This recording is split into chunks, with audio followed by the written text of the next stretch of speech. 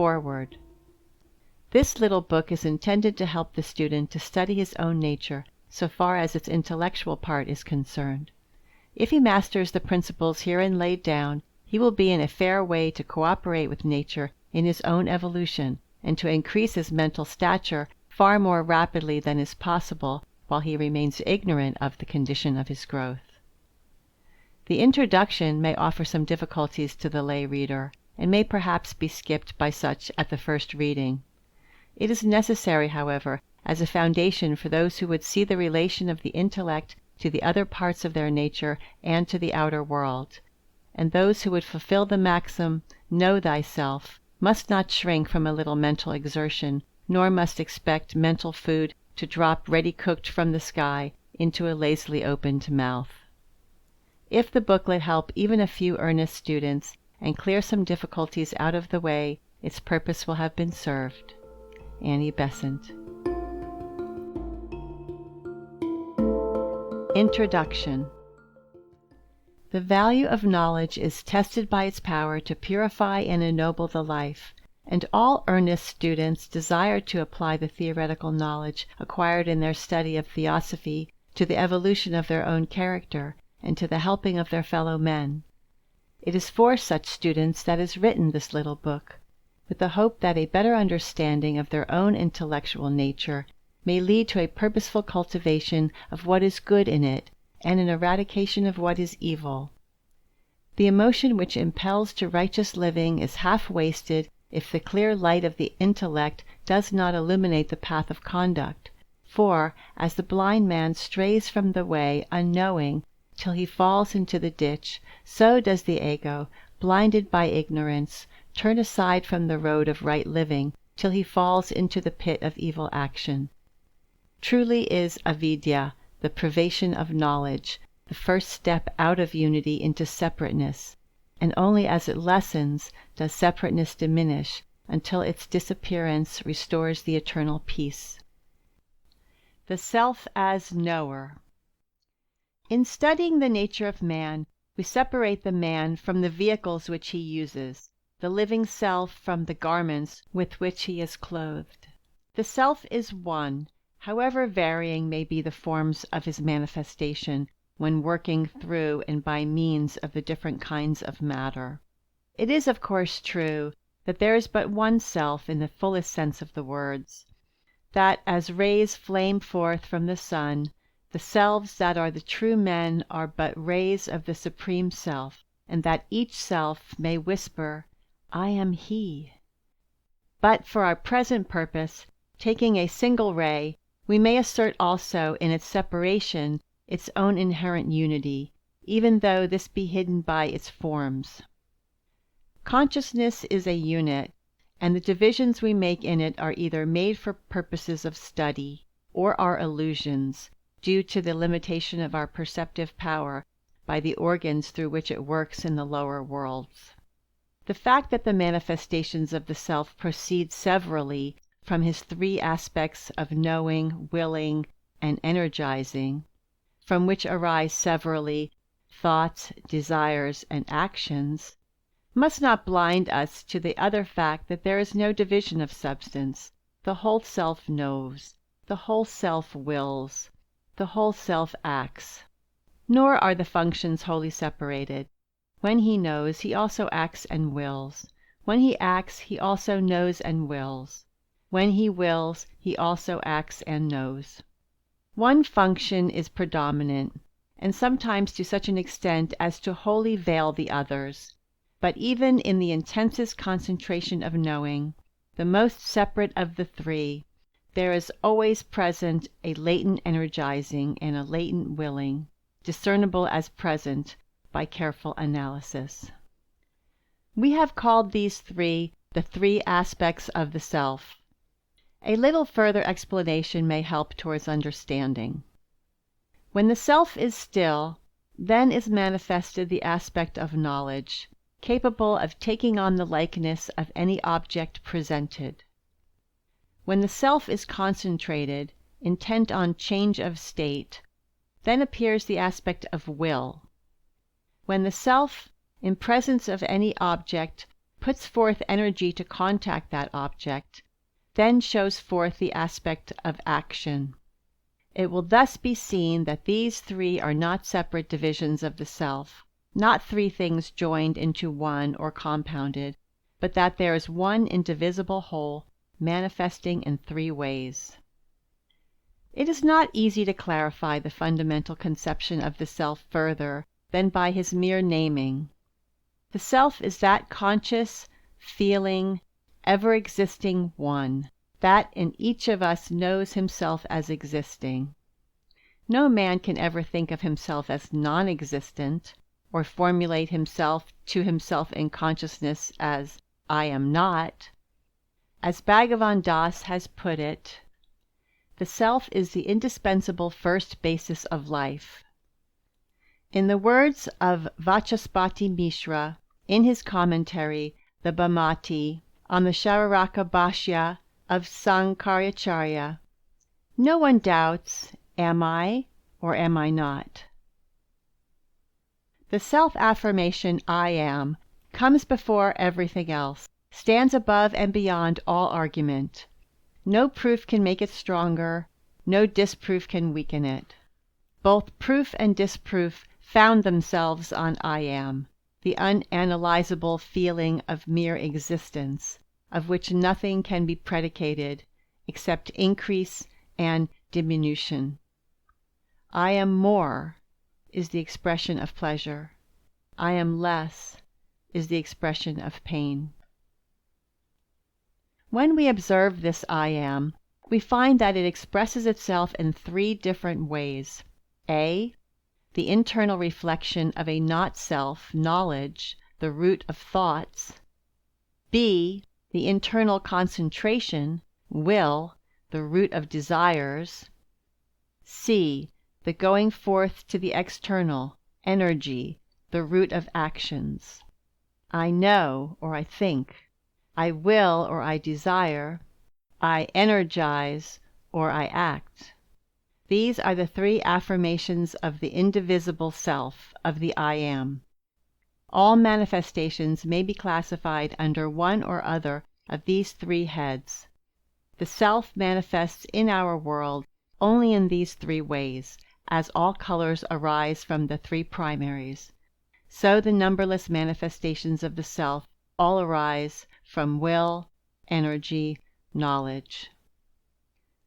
The self as willer, the self as energizer, the self as knower. He is the one in eternity, and also the root of individuality in time and space. It is the self in the thought aspect, the self as knower, that we are to study. The not-self as known. The self whose nature is knowledge finds mirrored within himself a vast number of forms, and learns by experience that he cannot know and act and will in and through them.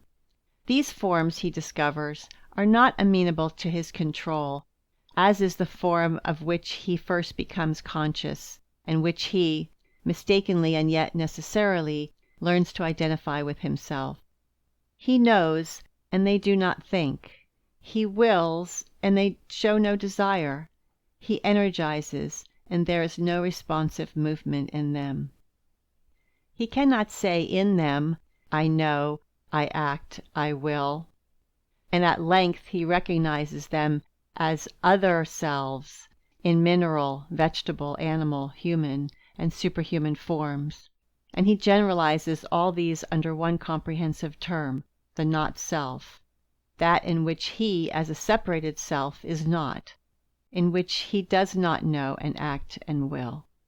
He thus answers for a long time the question, what is the not-self, with all in which I do not know and will and act. And although truly he will find, on successive analyses, that his vehicles, one after another, save indeed the finest film that makes him a self, are parts of the not-self, are objects of knowledge, are the known, not the knower. For all practical purposes his answer is correct. In fact, he can never know, as divisible from himself, this finest film that makes him a separated self, since its presence is necessary to that separation, and to know it as the not-self would be to merge in the all. Knowing. In order that the self may be the knower and the not-self the known, a definite relationship must be established between them. The not-self must affect the self, and the self must in return affect the not-self. There must be an interchange between the two.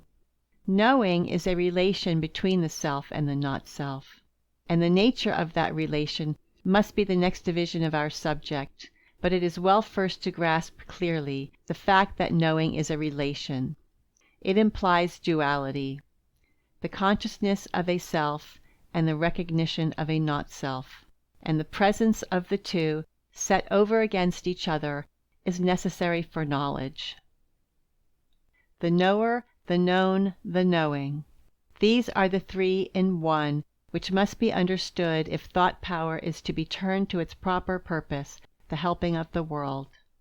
According to Western terminology, the mind is the subject which knows. The object is that which is known. The relationship between them is knowing. We must understand the nature of the knower, the nature of the known, and the nature of the relation established between them, and how that relationship arises. These things understood, we shall indeed have made a step towards that self-knowledge which is wisdom. Then indeed shall we be able to aid the world around us, becoming its helpers and saviors, for this is the true end of wisdom, that, set on fire by love, it may lift the world out of misery into the knowledge wherein all pain ceases for evermore. Such is the object of our study, for truly it is said in the books of that nation which possesses the earliest and still the deepest and subtlest psychology, that the object of philosophy is to put an end to pain. For that the knower thinks, for that knowledge is continually sought. To put an end to pain is the final reason for philosophy, and that is not true wisdom which does not conduce to the finding of peace. Chapter 1. The Nature of Thought. The nature of thought may be studied from two standpoints, from the side of consciousness, which is knowledge, or from the side of the form by which knowledge is obtained, the susceptibility of which to modifications makes possible the attainment of knowledge. This possibility has led to the two extremes in philosophy, both of which we must avoid, because each ignores one side of manifested life. One regards everything as consciousness, ignoring the essentiality of form as conditioning consciousness, as making it possible. The other regards everything as form, ignoring the fact that form can only exist by virtue of the life ensouling it. The form and the life, the matter and the spirit, the vehicle and the consciousness, are inseparable in manifestation, and are the indivisible aspects of that in which both inhere, that which is neither consciousness nor its vehicle, but the root of both. A philosophy which tries to explain everything by the forms, ignoring the life, will find problems it is utterly unable to solve. A philosophy which tries to explain everything by the life, ignoring the forms, will find itself faced by dead walls which it cannot surmount. The final word on this is that consciousness and its vehicles, life and form, spirit and matter, are the temporary expressions of the two aspects of the one unconditioned existence, which is not known save when manifested as the root spirit, called by the Hindus Pratyagatman, the abstract being, the abstract logos, whence all individual selves, and the root matter, Mula Prakriti, whence all forms. Whenever manifestation takes place, this root spirit gives birth to a triple consciousness, and this root matter to a triple matter. Beneath these is the one reality, forever incognizable by the conditioned consciousness. The flower sees not the root whence it grows, though all its life is drawn from it, and without it it could not be. The self as knower has as his characteristic function the mirroring within himself of the not-self. As a sensitive plate receives rays of light reflected from objects, and those rays cause modifications in the material on which they fall, so that images of the objects can be obtained, so is it with the self in the aspect of knowledge towards everything external. His vehicle is a sphere, whereon the self receives from the not-self the reflected rays of the one self, causing to appear on the surface of this sphere images which are the reflections of that which is not himself. The knower does not know the things themselves in the earlier stages of his consciousness. He knows only the images produced in his vehicle by the action of the not-self on his responsive casing, the photographs of the external world. Hence the mind, the vehicle of the self as knower, has been compared to a mirror in which are seen the images of all objects placed before it. We do not know the things themselves, but only the effect produced by them in our consciousness. Not the objects, but the images of the objects are what we find in the mind.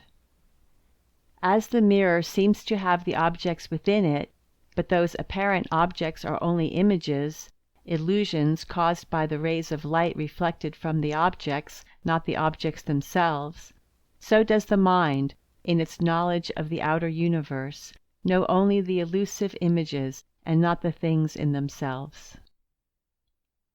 These images, made in the vehicle, are perceived as objects by the knower, and this perception consists in his reproduction of them in himself. Now, the analogy of the mirror, and the use of the word reflection in the preceding paragraph are a little misleading, for the mental image is a reproduction, not a reflection of the object which causes it. The matter of the mind is actually shaped into a likeness of the object presented to it, and this likeness, in its turn, is reproduced by the knower. When he thus modifies himself into the likeness of an external object, he is said to know that object, but in the case we are considering, that which he knows is only the image produced by the object in his vehicle, and not the object itself. And this image is not a perfect reproduction of the object, for a reason we shall see in the next chapter. But, it may be said, will that be so ever? Shall we never know the things in themselves? This brings us to the vital distinction between the consciousness and the matter in which the consciousness is working, and by this we may find an answer to that natural question of the human mind. When the consciousness, by long evolution, has developed the power to reproduce within itself all that exists outside it, then the envelope of matter in which it has been working falls away, and the consciousness that is knowledge identifies itself with all the selves amid which it has been evolving, and sees as the not-self only the matter connected alike with all selves severally.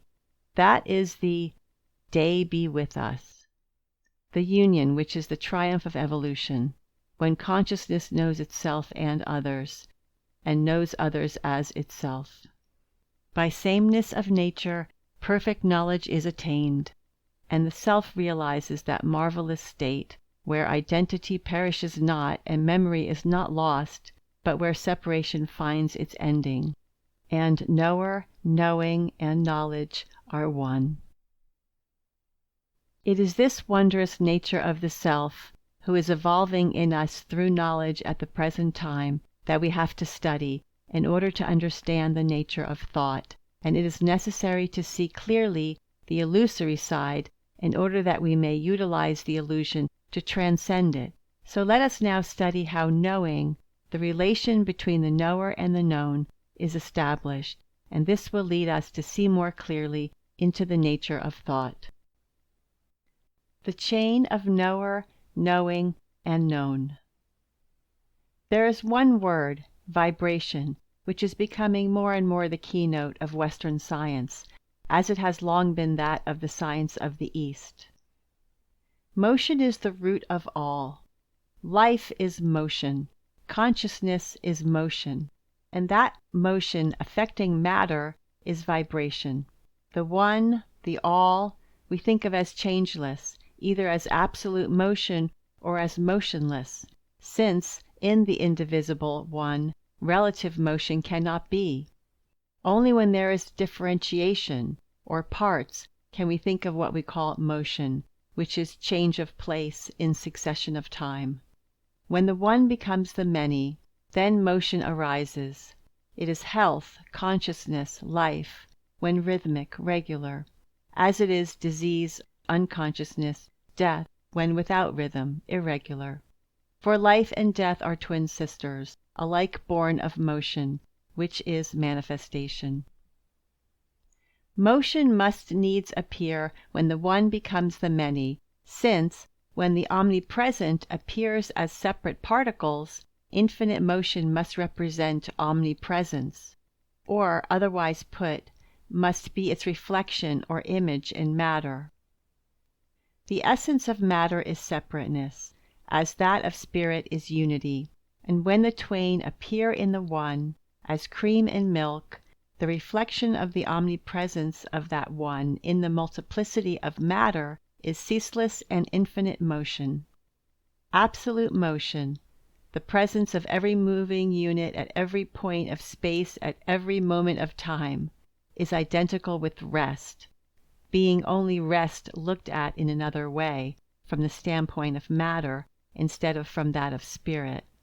From the standpoint of spirit there is always one, from that of matter there are always many. This infinite motion appears as rhythmical movements, vibrations, in the matter which manifests it, each jiva, or separated unit of consciousness, being isolated by an enclosing wall of matter from all other jivas. Footnote: there is no convenient English word for a separated unit of consciousness, spirit and soul connoting various peculiarities in different schools of thought. I shall therefore venture to use the name jiva instead of the clumsy a separated unit of consciousness. End footnote. Each jiva further becomes embodied or clothed in several garments of matter. As these garments of matter vibrate, they communicate their vibrations to the matter surrounding them, such matter becoming the medium wherein the vibrations are carried outwards, and this medium, in turn, communicates the impulse of vibration to the enclosing garments of another jiva, and thus sets that jiva vibrating like the first. In this series of vibrations, beginning in one jiva, made in the body that encircles it, sent on by the body to the medium around it, communicated by that to another body, and from that second body to the jiva encircled by it, we have the chain of vibrations whereby one knows another. The second knows the first because he reproduces the first in himself, and thus experiences as he experiences, and yet with a difference, for our second jiva is already in a vibratory condition, and his state of motion after receiving the impulse from the first is not a simple repetition of that impulse, but a combination of his own original motion with that imposed on him from without, and hence is not a perfect reproduction. Similarities are obtained ever closer and closer, but identity ever eludes us, so long as the garments remain. This sequence of vibratory actions is often seen in nature. A flame is a center of vibratory activity in ether, named by us heat. These vibrations, or heat waves, throw the surrounding ether into waves like unto themselves, and these throw the ether in a piece of iron lying near into similar waves, and its particles vibrate under their impulse, and so the iron becomes hot and a source of heat in its turn. So does a series of vibrations pass from one jiva to another, and all beings are interlinked by this network of consciousness. So again in physical nature we mark off different ranges of vibrations by different names, calling one set light, another heat, another electricity, another sound, and so on. Yet all are of the same nature, all are modes of motion in ether. Footnote. Sound is also primarily an etheric vibration. End footnote. Though they differ in rates of velocity and in the character of the waves. Thoughts, desires, and actions, the active manifestations in matter of knowledge, will, and energy, are all of the same nature, that is, are all made up of vibrations, but differ in their phenomena, because of the different character of the vibrations. There is a series of vibrations in a particular kind of matter, and with a certain character, and these we call thought vibrations. Another series is spoken of as desire vibrations, another series as action vibrations. These names are descriptive of certain facts in nature. There is a certain kind of ether thrown into vibration, and its vibrations affect our eyes. We call the motion light. There is another far subtler ether thrown into vibrations, which are perceived, i.e., are responded to by the mind, and we call that motion thought. We are surrounded by matter of different densities, and we name the motions in it as they affect ourselves, are answered to by different organs of our gross or subtle bodies. We name light certain motions affecting the eye. We name thought certain motions affecting another organ, the mind. Seeing occurs when the light ether is thrown into waves from an object to our eye. Thinking occurs when the thought ether is thrown into waves between an object and our mind. The one is not more nor less mysterious than the other. In dealing with the mind, we shall see that modifications in the arrangement of its materials are caused by the impact of thought waves, and that in concrete thinking we experience over again the original impacts from without. The knower finds his activity in these vibrations, and all to which they can answer, that is, all that they can reproduce, is knowledge. The thought is a reproduction within the mind of the knower of that which is not the knower, is not the self. It is a picture, caused by a combination of wave motions, an image quite literally. A part of the not-self vibrates, and as the knower vibrates in answer, that part becomes the known. The matter quivering between them makes knowing possible by putting them into touch with each other. Thus is the chain of knower, known, and knowing established and maintained. Chapter 2. The Creator of Illusion. Having become indifferent to objects of perception, the pupil must seek out the Raja of the senses, the thought producer, he who awakes illusion. The mind is the great slayer of the real. Thus is it written in one of the fragments translated by H.P.B. from the Book of the Golden Precepts, that exquisite prose poem which is one of her choicest gifts to the world.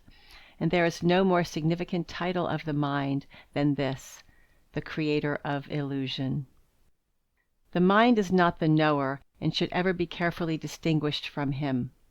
Many of the confusions and the difficulties that perplex the student arise because he does not remember the distinction between him who knows and the mind which is his instrument for obtaining knowledge. It is as though the sculptor were identified with his chisel. The mind is fundamentally dual and material, being made up of an envelope of fine matter called the causal body and manas, the abstract mind, and of an envelope of coarser matter called the mental body and manas, the concrete mind, manas itself being a reflection in atomic matter of that aspect of the self which is knowledge. This mind limits the jiva, which, as self-consciousness increases, finds himself hampered by it on every side.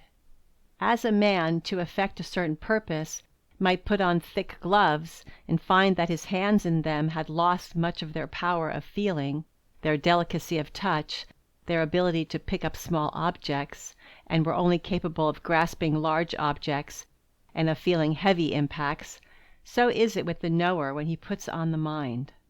The hand is there as well as the glove, but its capacities are greatly lessened. The knower is there as well as the mind, but his powers are much limited in their expression. We shall confine the term mind in the following paragraphs to the concrete mind, the mental body and manas. The mind is the result of past thinking, and is constantly being modified by present thinking. It is a thing, precise and definite, with certain powers and incapacities, strength and weakness, which are the outcome of activities in previous lives. It is as we have made it. We cannot change it save slowly. We cannot transcend it by an effort of the will. We cannot cast it aside, nor instantaneously remove its imperfections. Such as it is ours, a part of the not-self, appropriated and shaped for our own using, and only through it can we know. All the results of our past thinkings are present with us as mind, and each mind has its own rate of vibration, its own range of vibration, and is in a state of perpetual motion, offering an ever-changing series of pictures. Every impression coming to us from outside is made on this already active sphere, and the mass of existing vibrations modifies and is modified by the new arrival. The resultant is not, therefore, an accurate reproduction of the new vibration, but a combination of it with the vibrations already preceding. To borrow again an illustration from light, if we hold a piece of red glass before our eyes and look at green objects, they will appear to us to be black. The vibrations that give us the sensation of red are cut off by those that give us the sensation of green, and the eye is deceived into seeing the object as black. So also if we look at a blue object through a yellow glass, shall we see it as black. In every case, a colored medium will cause an impression of color different from that of the object looked at by the naked eye. Even looking at things with the naked eye, persons see them somewhat differently, for the eye itself modifies the vibrations it receives more than many people imagine. The influence of the mind as a medium by which the knower views the external world is very similar to the influence of the colored glass on the colors of objects seen through it. The knower is as unconscious of this influence of the mind as a man who had never seen, except through red or blue glasses, would be unconscious of the changes made by them in the colors of a landscape. It is in this superficial and obvious sense that the mind is called the creator of illusion. It presents us only with distorted images, a combination of itself and the external object. In a far deeper sense, indeed, is it the creator of illusion, in that even these distorted images are but images of appearances, not of realities. Shadows of shadows are all that it gives us, but it will suffice us at present to consider the illusions caused by its own nature. Very different would be our ideas of the world if we could know it as it is, even in its phenomenal aspect, instead of by means of the vibrations modified by the mind. And this is by no means impossible, although it can only be done by those who have made great progress in controlling the mind. The vibrations of the mind can be stilled, the consciousness being withdrawn from it. An impact from without will then shape an image exactly corresponding to itself, the vibrations being identical in quality and quantity, unintermixed with vibrations belonging to the observer. Or the consciousness may go forth and ensoul the observed object, and thus directly experience its vibrations. In both cases a true knowledge of the form is gained. The idea in the world of noumena, of which the form expresses a phenomenal aspect, may also be known, but only by the consciousness working in the causal body, untrammeled by the concrete mind or the lower vehicles. The truth that we only know our impressions of things, not the things, except as just stated, is one which is a vital moment when it is applied in practical life. It teaches humility and caution, and readiness to listen to new ideas. We lose our instinctive certainty that we are right in our observations, and learn to analyze ourselves before we condemn others. An illustration may serve to make this more clear. I meet a person whose vibratory activity expresses itself in a way complementary to my own. When we meet, we extinguish each other. Hence we do not like each other, we do not see anything in each other, and we each wonder why so-and-so thinks the other so clever, when we find each other so preternaturally stupid. Now, if I have gained a little self-knowledge, this wonder will be checked, so far as I am concerned. Instead of thinking that the other is stupid, I shall ask myself, what is lacking in me that I cannot answer his vibrations? We are both vibrating, and if I cannot realize his life and thought, it is because I cannot reproduce his vibrations. Why should I judge him, since I cannot even know him until I modify myself sufficiently to be able to receive him?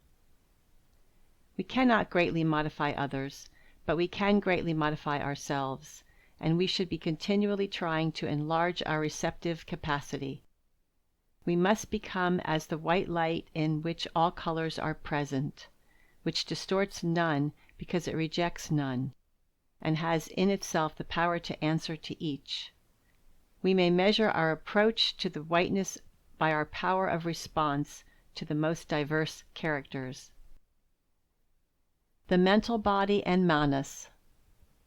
We may now turn to the composition of the mind as an organ of consciousness in its aspect as knower, and see what this composition is, how we have made the mind in the past, how we can change it in the present. The mind on the side of life is manas, and manas is the reflection in the atomic matter of the third or mental plane of the cognitional aspect of the self as knower. On the side of form, it presents two aspects, severally conditioning the activity of manas, the consciousness working on the mental plane. These aspects are due to the aggregations of the matter of the plane drawn round the atomic vibratory center. This matter, from its nature and use, we term mind stuff or thought stuff. It makes one great region of the universe, interpenetrating astral and physical matter, and exists in 7 subdivisions, like the states of matter on the physical plane. It is predominantly responsive to those vibrations which come from the aspect of the self which is knowledge, and this aspect imposes on it its specific character. The first and higher aspect of the form side of mind is that called the causal body. It is composed of matter from the 5th and 6th subdivisions of the mental plane, corresponding to the finer ethers of the physical plane. This causal body is little developed in the majority at the present stage of evolution, as it remains unaffected by the mental activities directed to external objects, and we may, therefore, leave it aside, at any rate for the present. It is, in fact, the organ for abstract thought. The second aspect is called the mental body, and is composed of thought stuff belonging to the 4 lower subdivisions of the mental plane corresponding to the lowest ether, and the gaseous, liquid, and solid states of matter on the physical plane. It might indeed be termed the dense mental body. Mental bodies show 7 great fundamental types, each of which includes forms at every stage of development, and all evolve and grow under the same laws. To understand and apply these laws is to change the slow evolution by nature to the rapid growth by the self-determining intelligence. Hence the profound importance of their study. The building and evolution of the mental body. The method by which consciousness builds up its vehicle is one which should be clearly grasped, for every day and hour of life gives opportunity for its application to high ends. Waking or sleeping, we are ever building our mental bodies. For when consciousness vibrates, it affects the mind stuff surrounding it, and every quiver of consciousness, though it be due only to a passing thought, draws into the mental body some particles of mind stuff, and shakes out other particles from it. So far as the vehicle, the body, is concerned, this is due to the vibration, but it should not be forgotten that the very essence of consciousness is to constantly identify itself with the not-self, and as constantly to reassert itself by rejecting the not-self. Consciousness consists of the alternating assertion and negation. I am this, I am not this. Hence its motion is and causes, in matter, the attracting and repelling that we call a vibration. The surrounding matter is also thrown into waves, thus serving as a medium for affecting other consciousnesses. Now, the fineness or coarseness of the matter thus appropriated depends on the quality of the vibrations set up by the consciousness. Pure and lofty thoughts are composed of rapid vibrations, and can only affect the rare and subtle grades of mind stuff. The coarse grades remain unaffected, being unable to vibrate at the necessary speed. When such a thought causes the mental body to vibrate, particles of the coarser matter are shaken out of the body, and their place is taken by particles of the finer grades, and thus better materials are built into the mental body. Similarly, base and evil thoughts draw into the mental body the coarser materials suitable for their own expression, and these materials repel and drive out the finer kinds. Thus these vibrations of consciousness are ever shaking out one kind of matter and building in another, and it follows, as a necessary consequence, that according to the kind of matter we have built into our mental bodies in the past, will be our power of responding to the thoughts which now reach us from outside. If our mental bodies are composed of fine materials, coarse and evil thoughts will meet with no response, and hence can inflict no injury, whereas if they are built up with gross materials, they will be affected by every evil passer-by, and will remain irresponsive to and unbenefited by the good.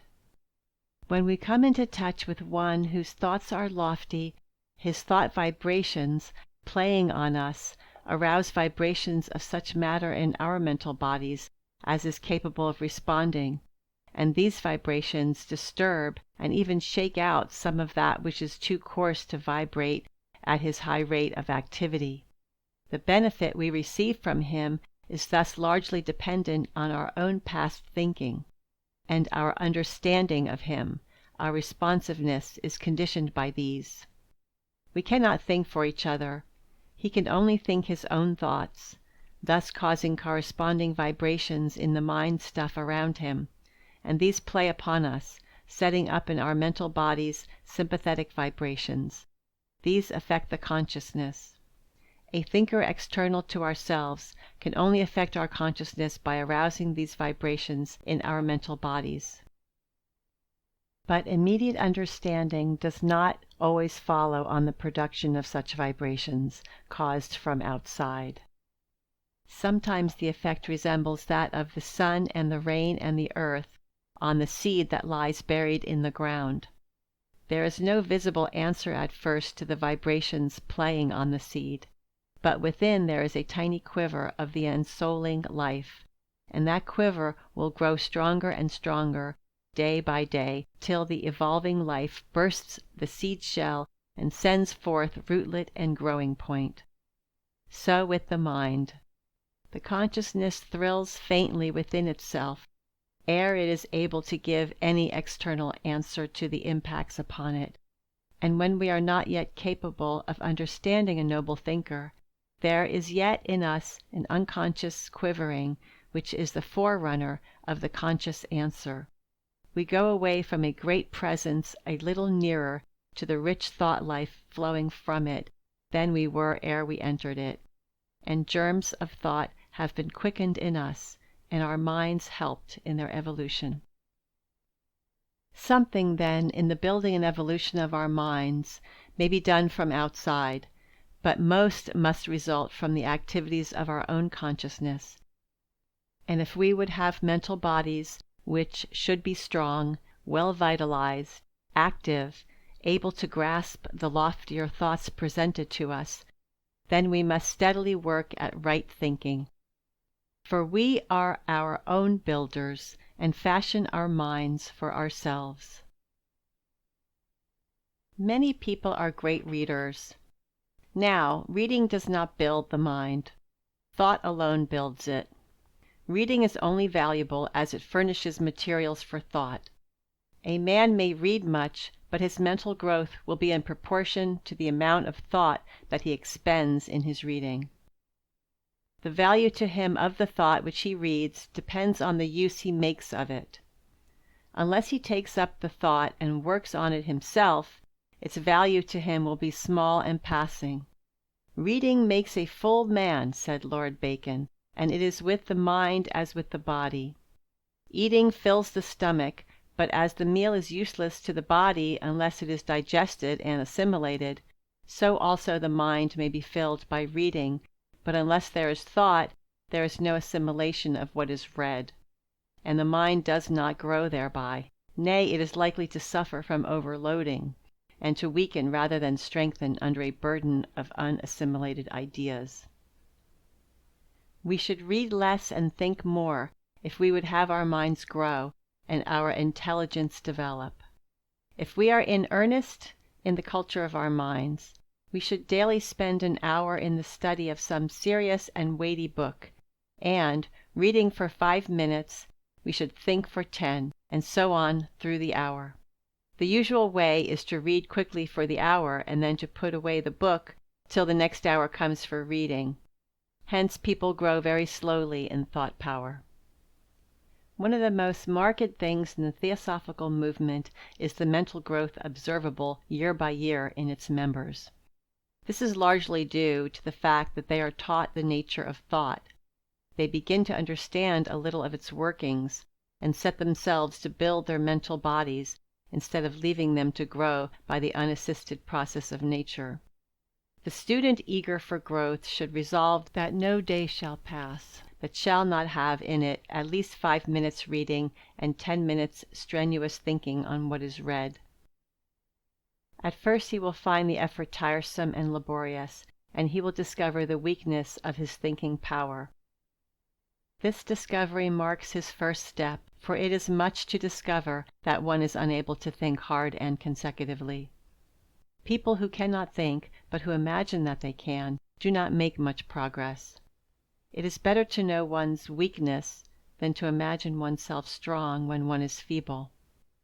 The realization of the weakness, the wandering of the mind, the feeling of heat, confusion, and fatigue which comes on in the brain after a prolonged effort to follow out a difficult line of thought, is on all fours with the similar feeling in the muscles after a strong muscular exertion.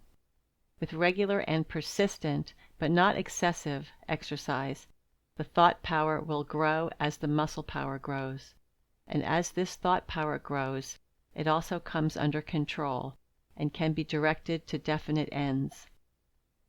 Without this thinking, the mental body will remain loosely formed and unorganized, and without gaining concentration, the power of fixing the thought on a definite point, thought power cannot be exercised at all. End of chapter 2.